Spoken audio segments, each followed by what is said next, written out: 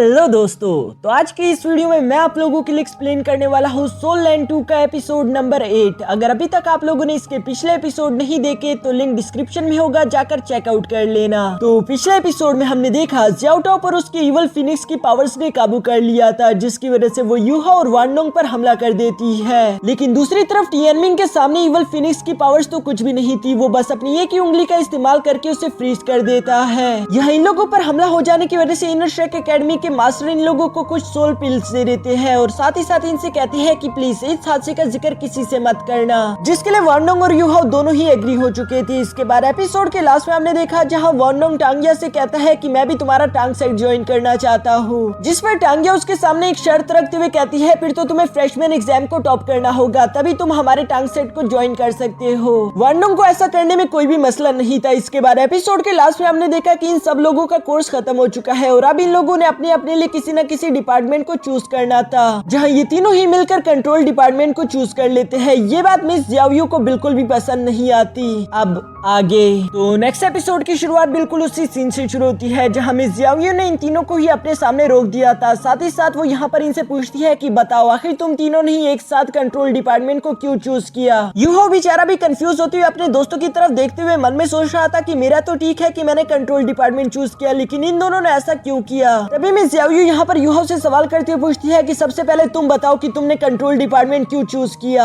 जिस पर यूहो आगे आकर बताता है कि मैं अपने सोल डिटेक्शन टेक्निक की मदद से आसपास की चीजों को अच्छे से देख सकता हूँ। इसके अलावा मेरी स्पिरिचुअल आइज और ghost shadow technique control department के लिए बेहतर रहेगी। इस बात में सेंस भी लग रही थी। दूसरी तरफ वानडोंग तो जानता था कि उसने यूहो की वजह से कंट्रोल डिपार्टमेंट चूज किया, इसलिए वो छुपने की कोशिश करता है। लेकिन मिस ज़ियाओयू उससे देखकर कहती है कि वानडोंग आखिर तुम चुप क्यों रहे हो। वानडोंग भी धीरे से आगे आकर कहता है कि प्लीज मिस ज़ियाओयू आप गुस्सा ना होना, मैं जानता हूँ कि मेरी कंट्रोल स्किल्स क्या है। असल में मैं बैटलफील्ड में अपनी विंग्स का इस्तेमाल करके अपने पूरी एरिया को कंट्रोल कर पाऊंगा, साथ ही साथ अपने दुश्मनों को भी हराकर कंट्रोल कर दूंगा। ये कितना ज्यादा बेहतर है। मिस ज़ियाओयू ये सुनकर कहती है कि मुझे लगा था तुम बहुत ज्यादा समझदार हो, लेकिन तुम तो उतनी ही ज्यादा बेवकूफ हो। आखिर तुम अटैक स्किल को कंट्रोल स्किल के साथ कंबाइन क्यों कर रहे हो। चलो जल्दी से अपना कंट्रोल डिपार्टमेंट हटाकर अटैक डिपार्टमेंट लगा दो। ये कहते उसने फॉर्म वानडोंग को वापस दे दिया था। साथ ही साथ मिस ज़ियाओ यहाँ पर ज़ियाओ से कहती है कि तुम बताओ, मुझे लगा था कि तुम्हारी गार्डियन सोल एक सोल सीलिंग कैलिड्रोन है, आखिर वो तुम्हारे कंट्रोल में कैसे मदद करेगी, प्लीज एक्सप्लेन करो। ज़ियाओ के पास ज्यादा कुछ कहने के लिए नहीं था, इसलिए वो मिस ज़ियाओयू से कहती है कि असल में मेरे पास 2 गार्डियन सोल्स हैं, जिनमें से दूसरी वाली मुझे पूरा यकीन है कि मेरे कंट्रोल डिपार्टमेंट में काफी ज्यादा यूजफुल होगी। ये सुनकर यूहा और वानडोंग तो काफी ज्यादा हैरान हो गए थे, जबकि दूसरी तरफ ज़ियाओ यहाँ पर अपने दोनों गार्डियन सोल शो करना शुरू कर देती है, जिनमें से पहला गार्डियन सोल एक सीलिंग कैलिड्रोन था, जिसे हम फर्नेस भी कह सकते हैं। ज़ियाओ बताती है कि मैं अपनी सीलिंग फर्नेस का इस्तेमाल करके डिफेंस के साथ साथ अटैक भी कर सकती हूँ, ये काफी ज्यादा यूजफुल रहेगा। मिस ज़ियाओयू ये देखकर कहती है कि हाँ ये तो ठीक है कि ये यूजफुल है, लेकिन इसका कंट्रोल डिपार्टमेंट से कोई लेना देना नहीं। जिस पर ज़ियाओ इन लोगों को अपने सेकंड गार्डियन सोल के बारे में बताती है। इसका नाम था 9 फिनिक्स डांसिंग फ्लूट। इस फ्लूट की मदद से ज़ियाओ ऐसा म्यूजिक बना सकती है जिसका इस्तेमाल करके वो अपने आसपास के लोगों को कंट्रोल कर लेगी। ये देखकर मिस ज़ियाओयू काफी ज्यादा इंप्रेस हो गई थी, इसलिए वो ज़ियाओ से कहती है ठीक है तुम कंट्रोल डिपार्टमेंट जा सकती हो। यूहा और ज़ियाओ ये सुनकर काफी ज्यादा खुश हो गए थे। तभी अचानक मिस ज़ियाओयू यहाँ पर इन लोगों को बताती है कि ये कल्टीवेशन पाथ चूज करना तुम लोगों के लिए काफी ज्यादा इंपॉर्टेंट है, क्योंकि अगर तुम लोगों ने अभी के लिए गलत फैसला कर लिया ये फ्यूचर में तुम लोगों के लिए काफी नुकसानदेह होगा। इस गलत फैसले को तुम लोग बाद में ठीक करने पर अपनी काफी ज्यादा एनर्जी वेस्ट कर दोगे और मैं ऐसा नहीं चाहती, इसलिए मैं तुम लोगों के लिए एक गोल सेट कर रही हूँ। मैं चाहती हूँ कि जो फ्रेशमैन एग्जाम होने वाला है उसमें तुम लोगों को चैंपियन बनकर दिखाना होगा। अगर तुम लोग चैंपियन बन जाते हो तब तुम लोग अपनी मर्जी से अपनी कल्टीवेशन पाथ को चूज कर पाओगे, वरना अगर तुम लोग ऐसा नहीं कर पाए तो फिर तुम लोगों को मुझे ही फॉलो करना होगा, मैं तुम लोगों को ट्रेनिंग करवाऊंगी। जो कहने के बाद में ज़ियाओयू वहाँ से जाने वाली थी, तभी अचानक यूहा आगे आकर कहता है कि इस बात से कोई फर्क नहीं पड़ता कि हम लोग फर्स्ट पोजीशन पर आते हैं या नहीं, मैं हर हाल में आपके साथ ट्रेनिंग करना पसंद करूंगा, वैसे भी आप यहाँ की सबसे ज्यादा बेस्ट टीचर हो। जिस पर मिस ज़ियाओयू कहती है कि लड़के क्या तुम पागल हो गए हो, मुझे बिला वजह मक्खन लगाने की जरूरत नहीं है, मैं जानती हूँ कि बाहर स्टूडेंट मेरे बारे में क्या बात करते हैं, मैं बहुत ही ज्यादा स्ट्रिक्ट हूँ। जिस पर यूहो कहता है कि हाँ ये बात सच है, लेकिन मैंने बाकी के स्टूडेंट्स को खुद नोट किया, हमारी क्लास सबसे ज्यादा अच्छे से लेवल अप कर रही है। यानी कि आपके तरीके बेशक सख्त और कठोर है पर वो सबसे ज्यादा बेहतर है, इसलिए मुझे आपके साथ प्रैक्टिस करने में कोई मुश्किल नहीं। मिस याओ को यहाँ पर यूहो की बातें सुनकर काफी ज्यादा खुशी हो रही थी। वो इन लोगों को गुड लक कहकर वहाँ से चली जाती है, जिसके बाद ये लोग भी अपनी प्रैक्टिस करने के लिए रवाना हो गए थे। रास्ते में चलते हुए ज़ियाओ ज़ियाओ शर्माती हुई वानडोंग से कहती है कि क्या मैं तुमसे बात कर सकती हूँ, जिस पर वानडोंग बिल्कुल सख्त लौंडी की तरह जवाब देते हुए कहते हैं कि नहीं, वैसे भी 2 दिन बाद हमारा एग्जाम है, हमें जाकर तैयारी करनी होगी। एग्जाम के बाद हम लोगों को आपस में बातें करने का काफी ज्यादा टाइम मिलेगा। ये कहने के बाद वो अपने साथ यूहो को लेकर वहाँ से रवाना हो गया था, जबकि दूसरी तरफ ज़ियाओ ज़ियाओ काफी ज्यादा उदास हो चुकी थी। ये देखकर यूहो वानडोंग से कहता है, वानडोंग मुझे लगता है कि ज़ियाओ ज़ियाओ तुम्हारे लिए कुछ फीलिंग्स रखती है, जिस पर वानडोंग उसे डांटते हुए कहता है कि हम लोग अभी छोटे हैं, तुम्हें इस तरह की बातें नहीं करनी चाहिए, हम सब लोगों को अपनी पढ़ाई पर फोकस करना चाहिए। क्या तुम जानते नहीं कि 2 दिन बाद हमारा कंपटीशन है? वैसे उससे पहले मुझे लगता है कि यूहो हम लोगों को जाकर ग्रिल्ड फिश की एक पार्टी करनी चाहिए। यूहो को यहाँ पर वानडोंग की ये बातें सुनकर अचानक से एक आइडिया आ गया था। वो वानडोंग से कहता है कि अभी अभी तुमने क्या कहा? जिस पर वानडोंग कहता है कि मैंने तो बस यही कहा कि हम लोगों को ग्रिल्ड फिश खाकर पार्टी करनी चाहिए। यूहो कहता है कि नहीं, इससे पहले तुमने क्या कहा था? वानडोंग बताता है कि मैंने तो यही कहा था कि अगले 2 दिन बाद हमारा कंपटीशन है। यूहो समझ चुका था कि 2 दिन में हमारे पास थर्ड पार्टनर को ढूंढने का ज्यादा वक्त नहीं और हम ज़ियाओ ज़ियाओ की पावर्स भी अच्छे से जानते हैं, इसलिए वो वानडोंग को लेकर फौरन से ज़ियाओ ज़ियाओ के पास भागता हुआ पहुंच गया था, जहां वो ज़ियाओ ज़ियाओ से कहता है कि 2 दिन बाद हमारा स्टूडेंट कंपटीशन होने वाला है, अगर तुम चाहो तो तुम हमारे ग्रुप को ज्वाइन कर सकती हो। ज़ियाओ ज़ियाओ भी इन दोनों के साथ टीम अप करने के लिए एग्री हो चुकी थी, जिसके बाद यूहो सजेस्ट करता है कि अब हम तीनों को एक जगह पर जाकर अपने स्किल के साथ प्रैक्टिस करनी चाहिए ताकि हम लोग अच्छी स्ट्रेटेजीज बना सके। वानडोंग बेचारा तो मुंह बनाते हुए कहता है, और फिर मेरे ग्रिल्ड फिश का क्या होगा? जिस पर यूहो उन दोनों से कहता है कि टेंशन मत लो, प्रैक्टिस करने के बाद तुम लोग चाहे जितना मर्जी खा लो, मैं तुम लोगों को फ्री खिलाऊंगा। यहाँ पर ये सारी बातें करने के बाद नेक्स्ट सीन में हम देखते हैं कि ये तीनों ही जंगल में आकर अपने कंपटीशन के लिए पहले से प्रैक्टिस कर रहे थे, साथ ही साथ ये जान पा रहे थे कि हमारे दोस्तों के पास कौन कौन से स्किल है। यहाँ काफी देर तक ट्रेनिंग करने के बाद ये तीनों ही काफी ज्यादा थक भी चुके थे, जिसके बाद ये लोग आराम करने बैठ जाते हैं। वानडोंग यहाँ पर यूहो से कहता है कि तुम्हारी सोल डिटेक्शन टेक्निक तो काफी ज्यादा कमाल की है, क्योंकि जब भी तुम इसको मेरे साथ शेयर करोगे तभी मेरे अटैक्स पावर्स और ज्यादा हो जाएंगे। दूसरी तरफ ज़ियाओ ज़ियाओ भी बिल्कुल सेम बातें कर रही थी। वो कहती है, टीम लीडर हाँ, वानडोंग ने बिल्कुल ठीक कहा, तुम्हारी ये सोल डिटेक्शन टेक्निक काफी कमाल की है, इसका इस्तेमाल करके तो हम लोग अपने सिंपल अटैक स्किल भी यूज करके कंपटीशन जीत जाएंगे। जिस पर यूहो उन दोनों से कहता है कि तुम लोगों को लापरवाह नहीं होना चाहिए, क्योंकि हो सकता है कल न्यू स्टूडेंट कंपटीशन में हम लोगों से भी ज्यादा स्ट्रॉन्ग टीम वहाँ पर आ जाए। हम लोग किसी भी हाल में उस कंपटीशन को हार नहीं सकते, क्योंकि तुम लोगों को हमारा गोल तो याद ही होगा, हम लोगों को चैंपियन बनना है।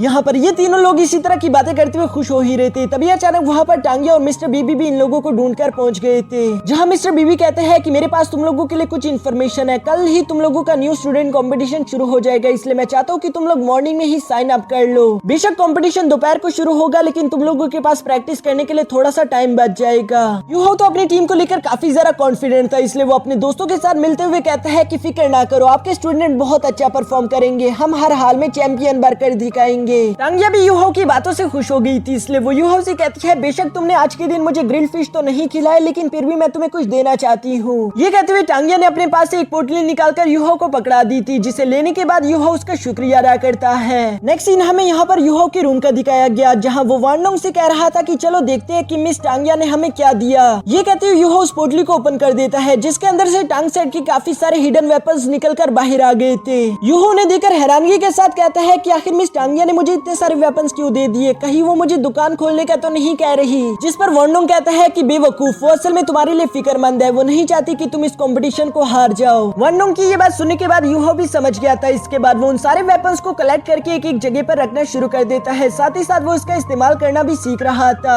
ऐसा करते करते यूहो को पूरी रात लग गई थी। वानडोंग बेचारा भी उसकी वजह से सो नहीं पाया। इसके बाद हमें नेक्स्ट डे का सीन दिखाया जाता है, जहाँ पर काफी डेसिपल आपस में बातें कर रहे थे। वो लोग कहते हैं कि क्या न्यू स्टूडेंट कंपटीशन में हमें सोल गाइडेंस वेपन का इस्तेमाल करने को मिलेगा या नहीं। इसके बारे में इससे पहले ये लोग कुछ भी कह पाते, तभी अचानक वहाँ पर स्पीकर में आवाज आती है कि तुम लोगों के पास सिर्फ 10 मिनट है, जल्दी से जल्दी बैटल अरीना में पहुंच जाओ, क्योंकि जल्द ही तुम लोगों का न्यू स्टूडेंट कंपटीशन शुरू होने वाला है। जो सुनकर सारे के सारे डेसिपल फौरन से अरीना में पहुंच गए थे। यहाँ पर इन लोगों के सामने एक न्यू टीचर खड़ी थी, जो कि इन लोगों को बताती है कि अगले 2 दिन के लिए मैं तुम लोगों की असिस्टेंट टीचर हूँ, इसलिए तुम लोगों को मेरी हर एक बात माननी होगी। साथ ही साथ वो यहाँ पर इस गेम के रूल्स के बारे में इन लोगों को समझाना शुरू कर देती है। दूसरी तरफ यूहो काफी ज्यादा नर्वस लग रहा था, जिस पर वानडोंग यूहो को समझाते हुए कहते हैं कि तुम्हें घबराने की कोई जरूरत नहीं, हम लोग यकीनन जीतेंगे। यहाँ साथ ही साथ हमें रूल्स के बारे में भी जानने को मिलता है, जिसके बारे में टीचर साइंटिस्ट बता रही थी वो इन लोगों को बताती है कि इस कंपटीशन के दौरान तुम लोग सोल गाइडेंस वेपन का इस्तेमाल नहीं कर सकते। हाँ बेशक तुम लोग चाहो तो सोल गाइडेंस वेपन के अलावा तुम लोग किसी भी वेपन का इस्तेमाल कर सकते हो। साथ ही साथ ये कंपटीशन है जिसे तुम्हें जीतना होगा, तुम लोग किसी की जान नहीं ले सकते। अगर ऐसा करने की कोशिश की तो इससे तुम्हें भी काफी ज्यादा नुकसान झेलना पड़ेगा। यहाँ पर अपने सारे रूल्स इन लोगों को समझाने के बाद टीचर कहती है कि चलो अब इस कंपटीशन को शुरू करते हैं, जहाँ सब लोग 3-3 के ग्रुप में डिवाइड होकर फाइट करेंगे। सबसे पहले यूहाओ की टीम की फाइट होगी ग्रुप नंबर 6 से,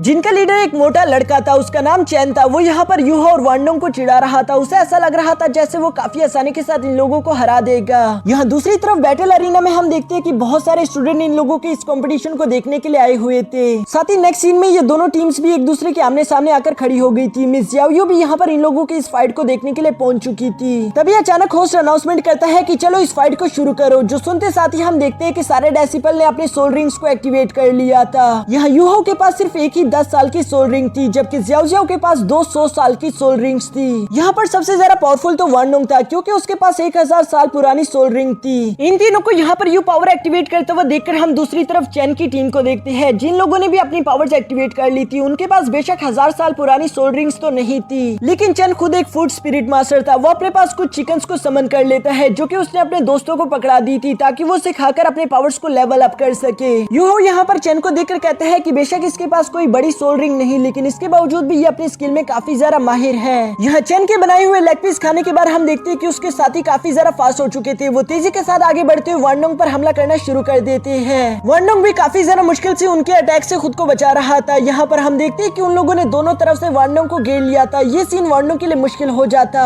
पर तभी यूहाओ अपनी सोल डिटेक्शन टेक्निक को एक्टिवेट करके वांडोंग के साथ शेयर कर देता है, जिसकी वजह से हम देखते हैं कि वांडोंग को वो दोनों वॉरियर काफी स्लो दिखाई दे रहे थे। मिस याओ भी यहाँ पर यूहाओ की स्किल को देखकर कहती है कि आखिरकार यूहाओ ने शुरू कर ही दिया। दूसरी तरफ वांडोंग ने काफी आसानी के साथ खुद को अटैक से बचाकर उन दोनों वॉरियर को उठाकर ऊपर से चैन पर ही पटक दिया था, जहाँ चैन अपने साथियों को दोबारा फाइट करने के लिए आगे भेज देता है। लेकिन हम देखते हैं कि अब वांडोंग भी अपने फर्स्ट टेक्निक को एक्टिवेट कर लेता है, जिसका नाम था ब्लेड विंग्स। इसकी वजह से वांडोंग की विंग्स बहुत ही ज्यादा स्ट्रॉन्ग हो चुके थे, जो कि वांडोंग की रफ्तार को बढ़ाने के साथ साथ उसके अटैक को भी स्ट्रॉन्ग कर देते थे। वांडोंग अपनी इस फर्स्ट स्पिरिचुअल टेक्निक का इस्तेमाल करके बहुत ही तेजी के साथ मूव कर रहा था। साथ ही साथ वो यहाँ पर उन डेसिबल को बहुत ही बुरी तरीके से पीटना शुरू कर देता है। उन बेचारों को तो समझ ही नहीं आ रहा था कि वांडोंग अगला अटैक कहां से करेगा। वांडोंग की रफ्तार ही इतनी ज्यादा थी, और यहाँ पर देखते ही देखते वांडोंग काफी आसानी के साथ उन तीनों को हरा देता है, जिस पर होस्ट टीचर ने भी यहाँ पर यूहाओ की टीम को विनर घोषित कर दिया था, जो देखकर वहाँ पर मौजूद सारे डेसिबल काफी ज्यादा खुश हो गए थे। इसके बाद यूहाओ भी अपने दोस्तों को लाकर यहाँ फिश पार्टी कर रहा था। यहाँ ये सब लोग फिश एंजॉय कर रहे थे, जबकि वांडोंग कह रहा था कि उन सब लोगों को हराना तो मेरे लिए काफी आसान काम था, बिल्कुल ऐसा ही जैसे कि सब्जी काट लो।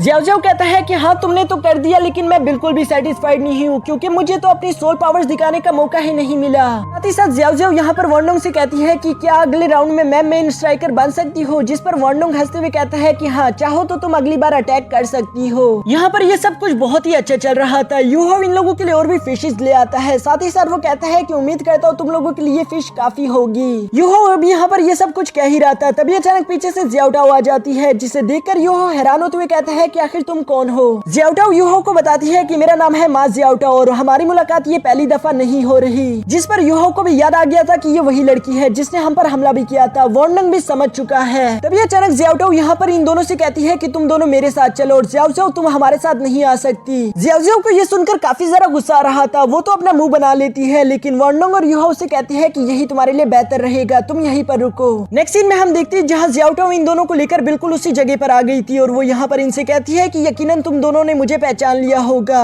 मैं वही लड़की हूँ जो कि अपने एकेडमी से निकल कर यहाँ आ गई थी और ऑलमोस्ट तुम दोनों को चोट पहुंचा दी थी, इसलिए मैं तुम दोनों से माफी मांगना चाहती हूँ। यूहाओ आगे आकर कहता है कि इसकी कोई जरूरत नहीं, ऑलरेडी तुम्हारे मास्टर ने हमें उसके लिए कुछ पिल्स दे दिए थे, हमने तुम्हें माफ कर दिया। पर तभी अचानक हमें ज़ियाओ का दूसरा रूप देखने को मिलता है, जो कि यहाँ पर यूहाओ से कहती है लेकिन अभी के लिए ये सब मेरे लिए खत्म नहीं हुआ। जो कहती है उसने अपनी पावर्स यहाँ इन दोनों पर एक्टिवेट कर दी थी। साथ ही साथ वो यहाँ पर गुस्सा होते हुए कहती है कि जब मैं तुम लोगों को चोट पहुंचाने वाली थी, तभी वहाँ पर एक आइस एट्रीब्यूशन वाला मास्टर आ गया, जिसके बारे में मुझे ज्यादा कुछ याद नहीं। तुम मुझे बताओगे कि आखिर वो कौन था जिसने तुम लोगों को जख्मी होने से बचा लिया? मेरे लिए उसे ढूंढना काफी ज्यादा जरूरी है। यूहाओ और वांडोंग ये सुनकर काफी ज्यादा हैरान थे। यूहाओ अपने मन में कहता है कि टियानमिंग ने ऐसा कुछ किया था, उसने मुझे बताया क्यों नहीं? लेकिन साथ ही साथ वो इसके बारे में ज़ियाओ को तो कुछ भी नहीं बता सकता, इसलिए वो ज़ियाओ से कहता है कि जब तुमने हम पर हमला किया था तो हम दोनों ही बेहोश हो गए थे, इसलिए हमें भी कुछ ज्यादा याद नहीं। जो सुनने के बाद ज़ियाओ ने तो अपनी फायर प्रेशर प्रेशर को उन दोनों पर और भी ज्यादा बढ़ा दिया था। वो उनसे कहती है कि लगता है तुम लोग सीधी तरीके से नहीं मानने वाले। वर्नोंग उसे बताने की कोशिश करता है कि बेशक तुम हमसे ज्यादा पावरफुल हो और अगर तुम यूं ही हम पर अपने फायर प्रेशर को बढ़ाते रहे तो हम दोनों मारे जाएंगे।